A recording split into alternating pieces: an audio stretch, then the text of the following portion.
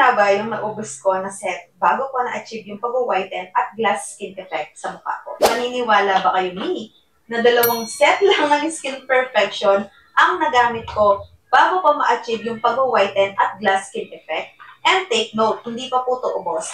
Kasi makikita nyo, ayan, konting-konti pa lang yung mauubos nitong ating toner.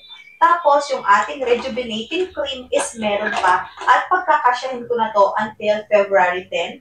Kasi balak ko na 1 month ko lang i-rejuve yung aking mukha. Kasi yun lang yung recommended 1 to 2 months. Pero for me, okay na yung 1 month. So, mag-maintenance set na lang ako. Pero etong kanilang sunscreen, gamit na gamit ko po ito. Kapag nandito lang ako sa loob ng bahay, 2 times a day akong nag-a-apply nito. Pero kapag lumalabas ako, 15 minutes bago ako lumabas, mag-a-apply na ako and nagre-re-apply ako 2 to 3 hours kapag nasa labas. Pero kapag nasa loob, at least 2 times a day lang ako naglalagay.